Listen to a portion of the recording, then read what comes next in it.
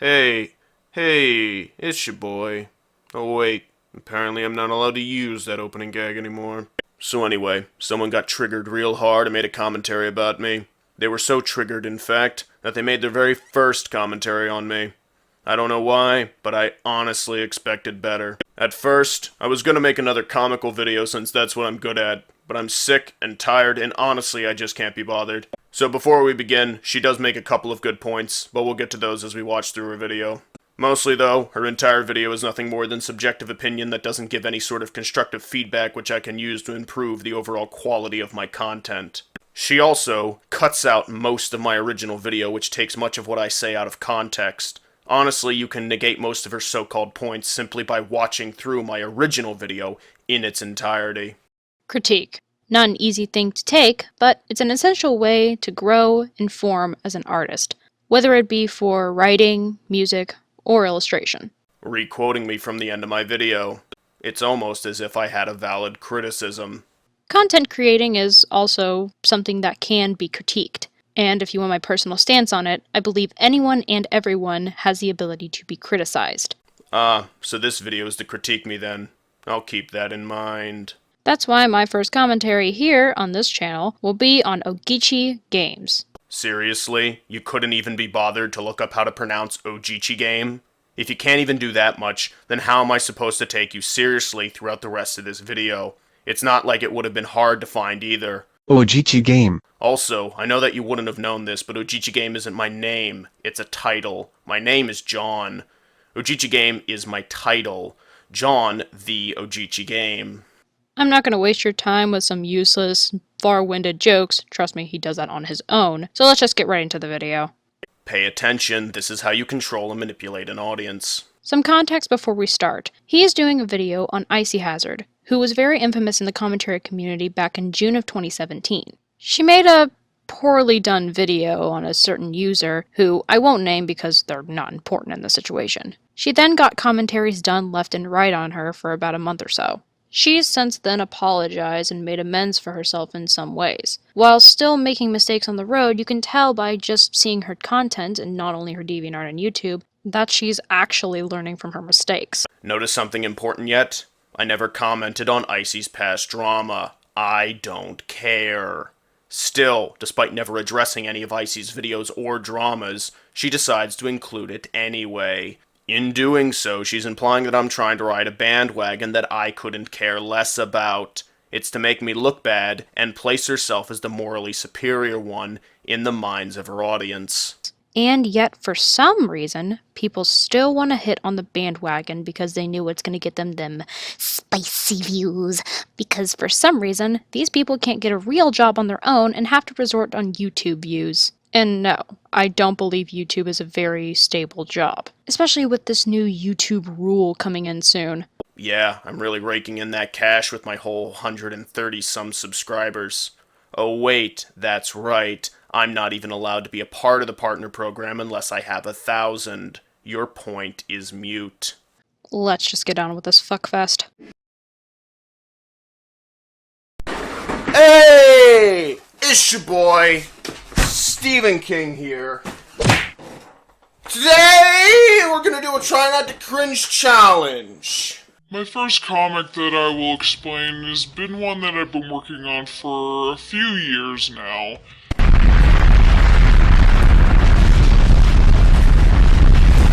Okay, I know this is a really quick interjection, but this is the epitome of laziness. Like, you actually thought coming in, swirling around on a wheelie chair, just going, "Hey guys, Stephen King here." Like, what does that even mean? Nothing. It's called a running gag. If you had done some research, you would have found that I opened videos with the line, "Hey, it's your boy," followed by something related to the topic at hand. Sometimes it's easier to get than others. Sometimes it's more obscure. In this particular instance, I say that I'm Stephen King because Icy is a big fan of Stephen King's works. It's more obscure, but unlike you, I actually did my homework. Also, how is the intro lazy? If you think that the intro is lazy, then fair enough. But if you're not going to state how to fix it, then what you're saying is purely destructive. I thought you said this video was meant to critique me after all. Besides, I can easily make the same argument against you. I actually did my own intro. You paid someone else to make yours. Give a whole big sense of love to Fagos, who made my intro. And it wasn't even that difficult to make. What does any of that even mean? This right here, right off the bat, shows that you don't know a damn thing you're talking about. Stupid intro. All arguments invalid, apparently. Important note. While I will be directly addressing the works of Old Man-Face here, Little Miss Scrubbing Bubbles is actually not the main topic of discussion for this video. No! Rather, the main topic of discussion for this video is all about criticism, and namely, how not to take it. Period head here just so happened to be the best possible example that I had on hand. Keep this in mind, folks, because this is gonna bite him in the ass so goddamn hard, not even halfway through the video. Keep this in mind, folks, because she completely forgets what I just said not even halfway through the video. Also, how very 4chan of you to do a nom-joke. How very Tumblr of you to say that. Was that seriously the best you could come up with? Been done before and better. Just like your commentary video. Also, just because it's been done before doesn't mean that I can't also do it. If it was the case that people were only allowed to make jokes about things that have never been joked about before, then no one could tell any more jokes. GG. Alright, so enough pussyfooting around, let's get right into it. To start, we're gonna look at some comments from her DeviantArt. I actually don't have any issues with you, other than your OC's design. The red and black hair is fine, but the blue skin and weird body lines kind of throw me off. I mean, it's your character. You can do whatever you want, but maybe you can change the design of the skin for your persona, but keep everything else. And then it just explodes into autism! Hi, nitpick here, and If it's a nitpick, then it's not important. yes, I'll admit this is a very weird nitpick, but why go back and forth on the single comment and then right afterwards be able to show the whole thing just fine? I'm in no means a world-class editor. Hell, I've only been using Premiere Pro for a month. But you don't need to work at Disney for 13 years and be Don Bluth to know that you can just put a black bar or something to cover up the rest of the comments, and as the comments thread goes down, you can just lower the bar.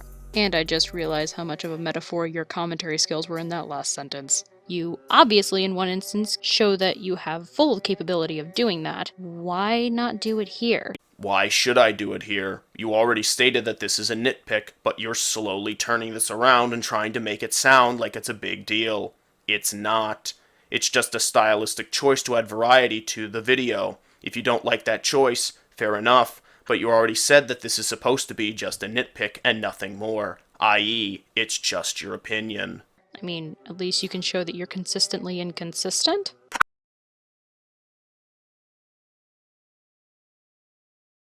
And what does old Bloody Rags have to say about all this?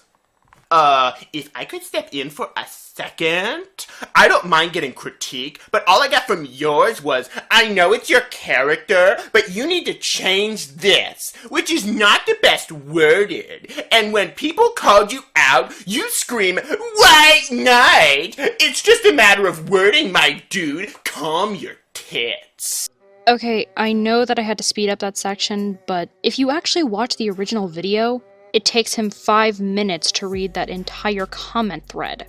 Why? No one in that entire first part had anything to do with Icy. Focusing on the other commenters in this video was meant to serve 3 purposes. The first and most important was to add context to Icy's response. The second is to show why Icy is so full of herself. She has a cancerous fan base which tells her that she can do no wrong. The third reason, of course, was to show how Icy's fans refuse to accept criticism. This point at first may seem irrelevant, but once you think it over for a moment, the reason becomes clear. Icy's fans wouldn't be so toxic if Icy wasn't so toxic herself. Also, though never outright stated, I'm commenting on Icy and her fans throughout the entire video. I'm using Icy's name in a more regal sense that way. After all, the main topic of discussion is what happens when you can't accept criticism. You know, your subject. Yeah, it doesn't matter that you said that this was about people who can't take criticism. You specifically said that this video is about Icy Hazard and how she can't take criticism because she was the only one you had on hand. First, I said at the start of this video that Icy was not the main topic of discussion for this video. Second, I said that Icy was my best example, not the only example, and that includes her fans. If you have to lie about what I said to make a point, chances are you have no point.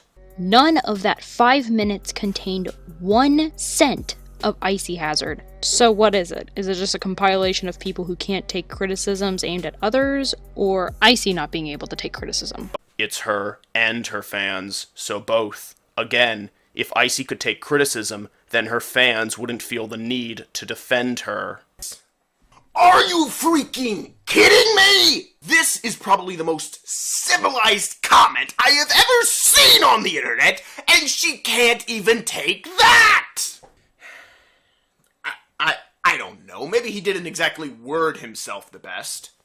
I mean, it's pretty clear that this commenter didn't really know a whole lot about art, and so they didn't really know how to word their criticism in a way that made a lot of sense. So, that's it? You spent 5 minutes reading a comment thread that didn't even involve Icy, and when you finally get to the point where you talk about Icy, you backpedal so hard you fall out of an 8-story building. It's called the devil's advocate. It shows a certain level of being unbiased by looking at the issue from different angles and points of view that might negate your own argument. I know that in Icy's videos, she has only one point of view, her own, but I'm trying to be somewhat unbiased. Also, of the 2 examples I bring up, this is the lesser of the 2 where you can make that argument. I put it first because of something called progression. As the video progresses, Icy gets worse. That's the point. That, ladies and gents, is wasting our time in its purest form.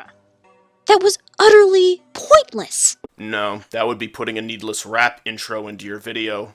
That went nowhere, and you just prolonging this whatever you call it, because I know for a fact this isn't comedy, it's boring and obnoxious. You may not find the video funny, but that's all subjective. Plus, you have a strong bias in favor of Icy. That much is clear from this video. You wouldn't have made it otherwise. Icy is the butt of my jokes, and I mock her and the fanbase relentlessly. If you're a part of that fanbase, then you're, of course, going to be offended by my humor. While it may be subjective opinion as to whether you find the video funny or not, it is objectively comedy in that sense. Comedy is based in tragedy and mockery, so if it doesn't offend someone, then it isn't comedy. You focus more on getting a bunch of cheap laughs and actually informing your viewers. Instead, you go all, "Oh, this person is so cringy. Her edginess is cutting me like the knives I used on my wrists. I make suicide and Tide Pod jokes because I'm so cool."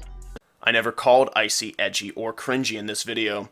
At the start, I do a gag where I have what I call a cringeism, but aside from that, I never actually use the words cringe or edgy. Also, I never made any suicide jokes in this video, but even if I did, you just made a suicide joke. So I guess it's only funny when it's not me. Next up, though, we actually do have a guy who knows a thing or two about art who can properly word himself when addressing the issues of the color scheme. If you're going to use red on a fairly monochromatic palette comprised of grays, whites, blacks, and 2 light blues, you should desaturate the red, or it ends up looking very jarring and pretty ugly, honestly. Like I said, this guy knows what he's talking about, and he explains himself very. Alright, for a better analysis, let's look at these comments side by side. Well, when we compare them, both seem to have their faults. The first one does have a tinge of ass-kissing, but not that much to cover up what they're actually trying to convey in their critique. Keep that in mind, we're gonna bring it up later. The second one, I'll admit, it's not that bad either. In fact, I would consider it severely better than the first one. However, the last sentence throws this completely out the window. The word ugly. A respectable and well thought out critique is supposed to be very unbiased. The minute you use opinionated words in terms of how you feel personally, like ugly, jarring, cringy, or edgy, that immediately flies out the window. Using insults in your critique doesn't help anybody. If they had just left the part out where they blatantly call it ugly, I would have agreed with you 100%. Insults do not negate arguments. Funny, I feel like I've heard that before. Homestuck, OC! All arguments are now invalid! But Hitler, sir, we can't kill the Jews. It's immoral. Shut up, faggot. I saw you post that Homestuck OC the other day. You're not funny.